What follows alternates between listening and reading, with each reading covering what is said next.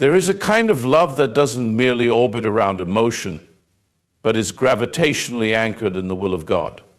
It is not the kind sung about in every fleeting psalm or sold on silver screens. It is quieter, holier, and infinitely more enduring. And when love aligns with God's will, it doesn't simply feel right, it reveals right. When love is in harmony with heaven, it does not blur your identity, but sharpens it. You are not diluted in the presence of another, you are refined. A God-ordained union doesn't simply make you feel special, it compels you to become sanctified. It is as though the other person holds up a mirror, not to your vanity, but to your soul. And there you see Christ taking form in your speech, your patience, your prayers. You sin less, you serve more. You hide less, you heal more. You find to your quiet astonishment that this love does not possess you, it propels you. Worldly love might ask, how do they make me feel? But love in God's will asks, how do they help me become more like Christ? The difference is eternity. Yes, there is peace in God's love, but before peace there is pruning. When God is at the center of your love story, comfort will often be crucified. There will be confrontation, not of ego, but of old wounds. There will be sanctification, not just smiles. You may argue, but those arguments will lead you to prayer, not pride. You may clash, but the clash will crush idols, not character. Why? Because God isn't interested in pampering your relationship, He's interested in purifying it. Don't confuse calm with calling. Many fall into tranquil love and never wake to the fact that it is godless. But love aligned with God will sometimes be uncomfortable because it is honest. And it is in this holy friction that you find God fashioning not just a bond, but a covenant. When two hearts are stitched by divine thread, their love becomes a signpost. People look at you and don't just admire your chemistry, they are moved to seek your Christ. This love does not terminate in itself, it becomes a witness, not loud, not performative, but luminous. This kind of love does not demand center stage, it bends low in prayer, in service, in sacrifice. And in doing so, it preaches a better gospel than any sermon. If your relationship only draws attention to you, it may be sweet, but it is not sacred. When love aligns with God's will, it magnifies Him. Such a love brings with it a quiet confidence, no manipulation, no anxiety, no need to prove its worth.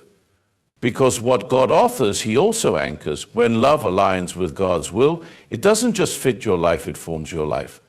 It changes how you wait, how you speak, how you suffer, and how you see the other person. It's a love that does not merely entertain the heart, it entrusts it to holiness. Look not just for butterflies, but for burning bushes. Listen not just for laughter, but for the whisper of heaven's echo. Because when God writes the love story, it won't merely end well, it will begin eternity. True love is not self-originating, it is a borrowed flame lit by God's own hearth.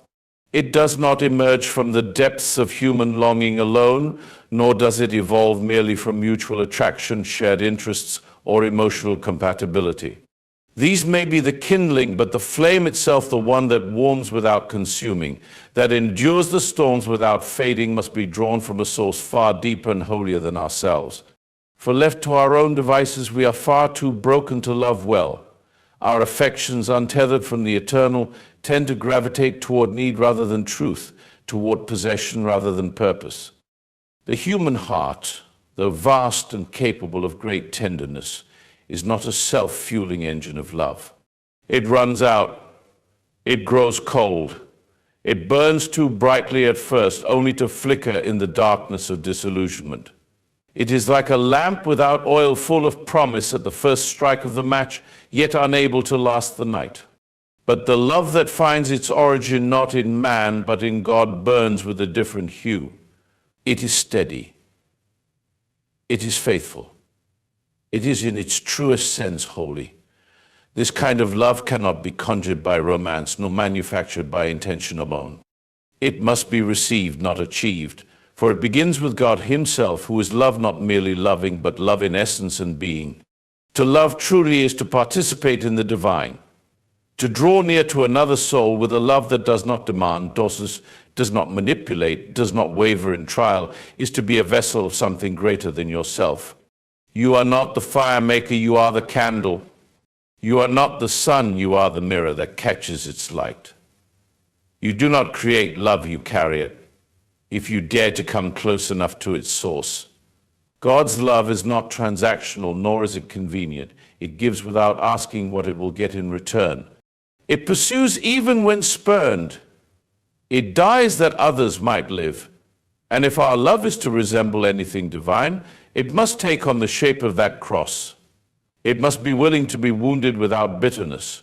It must choose faithfulness over feelings, promise over pleasure, sacrifice over self. Such love will rarely feel like a fairy tale, but it will feel like truth. It will not always be euphoric, but it will always be eternal. Too often we mistake passion for permanence. We equate butterflies with blessing. We confuse chemistry with covenant. But the love that is lit by God does not burn fast and fade, it endures, because it was never lit by us in the first place. It is not our emotions that fuel it, but His Spirit. It does not rise and fall with the tides of circumstance, because it is anchored in the unchanging nature of God Himself. And though it may pass through fire, it will not be consumed, for it burns with holy oil, the kind that does not run dry.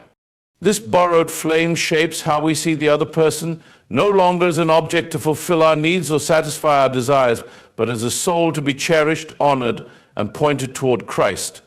We love not to complete each other, but to reflect the completeness of the one who made us.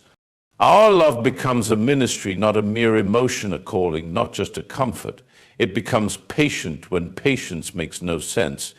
It shows mercy when justice feels deserved. It endures when escape looks easier. Not because we are strong, but because He who kindled the flame is faithful. And if ever that love begins to wane, we do not strive harder to manufacture warmth, we return to the hearth. We kneel again at the altar of grace. We seek again the face of the one who first showed us how to love by laying down His life. Because we know deep down that without Him, we are not capable of loving rightly. Our hearts are too deceitful, our wounds too deep, our vision too clouded. Only the divine can teach us to love in a way that heals rather than harms, gives rather than harms, gives rather than takes, lasts rather than fades. Feelings are fleeting, fidelity is forged. It is one of the quiet tragedies of modern love that we have elevated feeling to the throne and demoted faithfulness to a servant's quarters. We are told to follow our hearts, but never to interrogate them. We are taught to pursue what stirs the soul, but rarely to submit that stirring to wisdom. And so we run chasing the next spark, the next thrill, the next validation, mistaking the shimmer of emotion for the substance of devotion. But true love does not ride the wind of emotion. It plants its roots in something deeper than the weather of the heart. It grows not in the sunlight alone, but in the dark soil of daily dying to self. Because feelings are whether real, yes, and sometimes glorious, but entirely unreliable as guides. They rise and fall with fatigue, hormones, loneliness, convenience, and mood. They are real, but not always right. They speak, but not always truthfully. And when we build a life or a union upon the shifting sands of emotion, we should not be surprised when the structure cannot stand. Fidelity, on the other hand, is not born, it is built. It is not stumbled into, it is forged like metal in fire. It is shaped by heat, strengthened by time, and tested by trial. Fidelity is the quiet resolve that does not flinch in the face of boredom, monotony, or even suffering. It is the inner vow that says, though I may not feel what I once felt, I will do what I once promised. It is covenant upheld when convenience is gone. And while feelings might invite you to begin, it is only fidelity that has the power to carry you through. We live in a culture that romanticizes the beginning but scorns the endurance. We idolize the spark but ignore the slow burn. But fidelity, holy, tested, sacred fidelity never makes the headlines. It does not scream. It does not post. It does not parade. It remains. It returns. It repairs. It does not walk away at the first sign of silence. It does not need constant affirmation to stay alive. It breathes in discipline and exhales peace. The kind of love that mirrors heaven is not a constant high, it is a constant choice. There will be days when the heart feels dull and the mind distracted. Days when affection does not arrive on schedule, when romance is not immediate, when the spark seems to flicker. But fidelity remains not because of how it feels, but because of what it is. It is a will made sacred by surrender. It is love, not as mere sentiment, but as sacrament. And the beautiful paradox is this: fidelity, though at first a discipline, becomes eventually a deeper joy. Not the thrill of infatuation, but the satisfaction of being known and still chosen, of being weathered but not abandoned, of being seen without filters and still embraced. That kind of security does not come from feelings. It comes from forged faithfulness, from years of saying yes even when feelings said no, from choosing love in its lowest form until it again ascends in glory. To be faithful is not to feel continually elated. It is to remain continually committed. It is to know that the fire may not always blaze, but it can still burn slow and warm beneath the ash. It is to believe that what is most sacred is not always what is most sensational. Fidelity finds joy not in novelty, but in depth, not in constant newness, but in cultivated richness. The forge of fidelity requires cost. It will ask you to lay down pride, to weather misunderstanding, to live with unanswered questions. It will teach you that love is not just an emotion to fall into, but a character to rise into. It will refine the soul until what remains is not the flicker of charm, but the flame of Christ. Because fidelity is not sustained by passion alone, it is sustained by purpose. And so, while feelings may come and go like the tide, fidelity holds the shoreline. It stands as a lighthouse, unmoved by the waves, not because it is unfeeling, but because it is anchored. Anchored in something greater than self, stronger than chemistry, deeper than romance. Anchored in the sacred weight of a vow made before God, upheld not by willpower but by grace. The kind of grace that endures, that holds fast, that stays. Sanctified love wounds before it heals, not because it is cruel, but because it is holy, not because it seeks to harm, but because it refuses to leave the soul in fragments. It is a love that sees too clearly to flatter, speaks too truthfully to pacify, and aims too high to settle for what is easy. The world teaches us that love should comfort, please, and affirm at all costs. But sanctified love, a love refined by fire, baptized in truth and shaped by eternity, does not coddle the ego, it confronts it. There is a breaking that must happen before true bonding. The human heart is not a blank slate waiting to be written upon. It is a hardened stone in places, a tangled web of self-will, insecurity, and fear. And real love, the kind that comes from God and leads us back to Him, does not simply embrace us as we are, it transforms us into what we were always meant to become.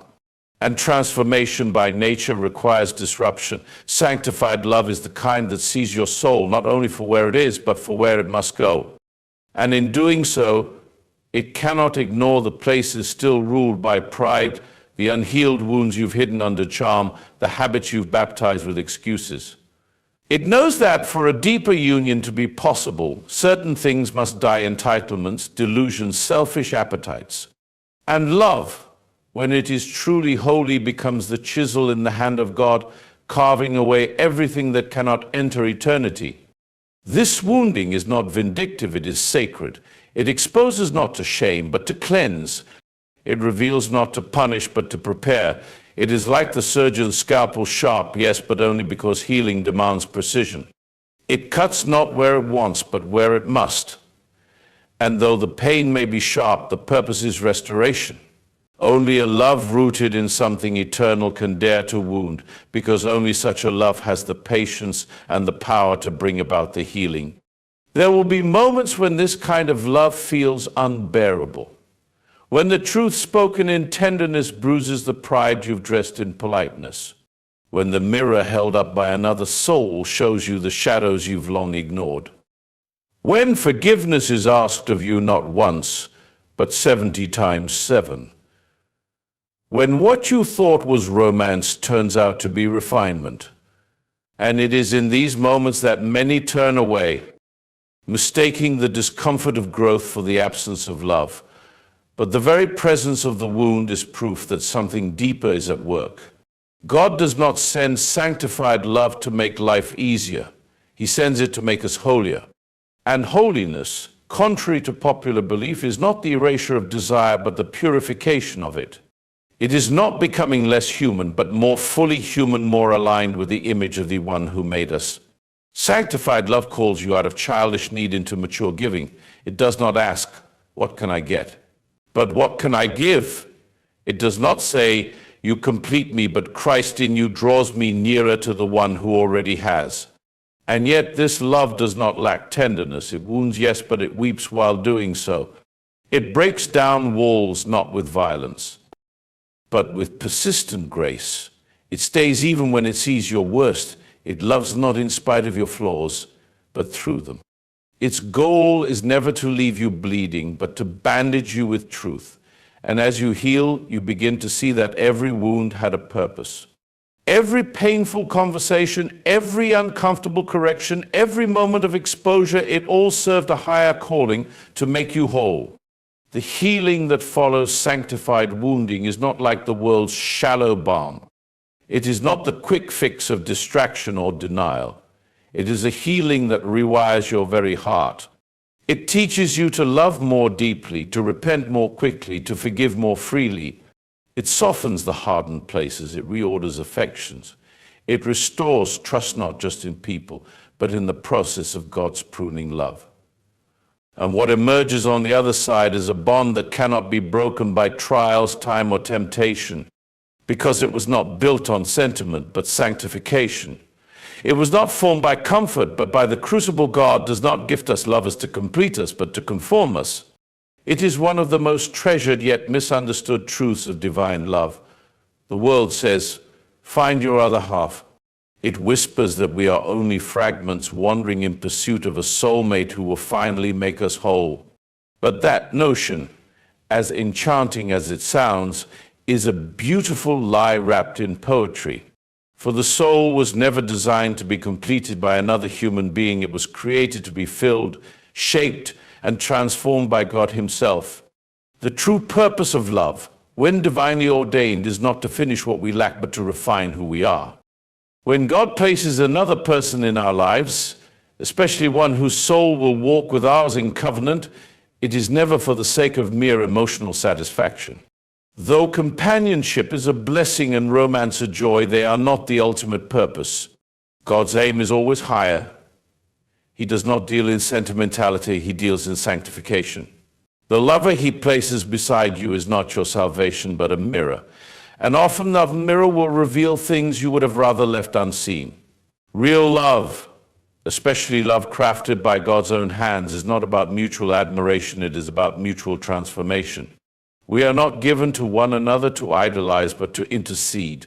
We are not called to fix each other, but to sharpen one another.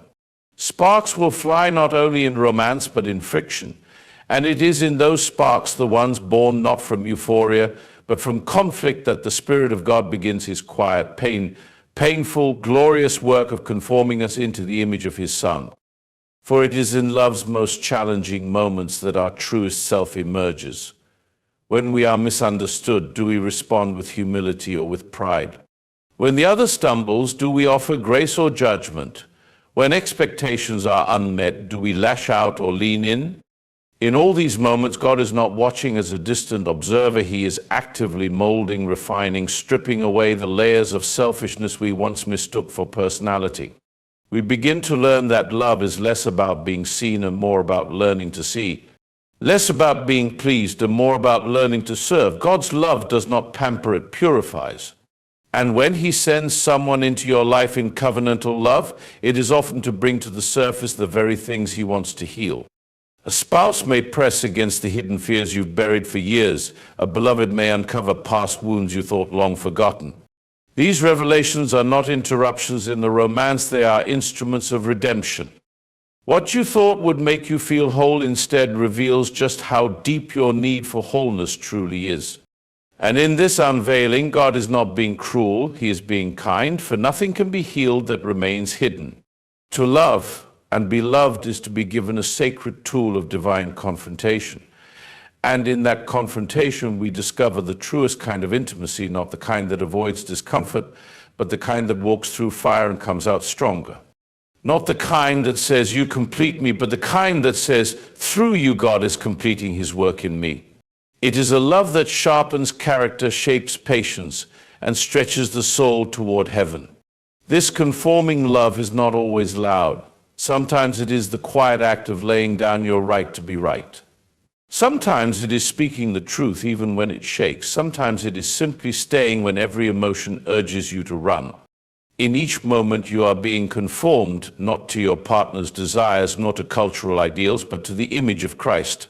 This is what it means to love with eternity in view, to be less concerned with compatibility and more concerned with calling. To realize that what matters most is not how someone makes you feel, but how they help you become. So, if love has made you uncomfortable, uncertain, or undone, take heart. That discomfort may be the evidence of God's hand, chiseling, shaping, reforming the hardened edges of your soul. You are not being destroyed, you are being rebuilt. And the one beside you, though flawed and fragile, is not your sculptor, but your fellow sculpture. Together you are both clay in the hands of the potter, being formed not into one another's image, but into his. The more your love echoes eternity, the less it demands immediacy. For when love is rooted in the eternal, it sheds the anxious hunger of the temporal. It learns to wait, to withhold, to endure. It is not rushed by fear, nor propelled by impulse. It does not panic at silence, nor collapse under distance. It knows that what is sacred cannot be hastily assembled, and what is lasting must be patiently refined. Most loves in this world are born with clocks in their chests. They tick with urgency, counting down toward gratification, toward certainty, toward the removal of doubt. They thrive in immediacy, always asking, when will I feel more secure? When will they respond? When will this be defined? These are the loves shaped by culture's obsession with speed. They mistake intensity for depth, access for intimacy, and frequency for faithfulness. But the love that finds its breath in eternity learns to move differently. This kind of love is not afraid to dwell in mystery. It is not afraid of what is still becoming, because it trusts that time in the hands of God is never wasted. Eternal love does not press for premature fruit. It tends the soil, waters the seed, and waits for the proper season. It is not blind to reality, but it is not enslaved by demand. It does not measure worth by speed, nor promise by proximity, because it sees the beloved not merely in the lens of time, but in the light of forever. A love that echoes eternity understands that all good things must pass through the fire before they are forged. It does not insist on bypassing struggle or rushing resolution. It is willing to wait through the dark, to press on through silence, to love even when answers are few. It has been freed from the tyranny of urgency because it knows that what is eternal cannot be threatened by delay. And this freedom makes it quiet, gentle, sure. It loves not because it must have, but because it has already surrendered the need to control. To love this way is to begin to love as God loves. He who is outside of time does not love us in haste. His love is patient beyond comprehension, long-suffering beyond reason. He does not panic over our slowness, nor give up in our wandering. He does not rush redemption. And if our love is to mirror his, then we too must learn to let go of the idol of immediacy. We must be willing to endure the process of becoming in ourselves and in the other. This eternal-minded love does not fear waiting, because waiting is not inactivity, it is a form of trust. And trust is the oxygen of true love. A love that cannot wait is not love, but desire disguised. It is appetite, not covenant. Lust of outcome, not loyalty of spirit. But when your love rests in eternity, it learns to love even without timeline, even without full understanding. It learns to serve without being seen, to give without guarantee, to believe even in the silence. There is a quiet nobility in the kind of love that waits without demand. It does not draw attention to its own sacrifice. It does not parade its patience. It simply trusts day by day, moment by moment, that what God is authoring cannot be rushed, and that what he ordains will never arrive too late.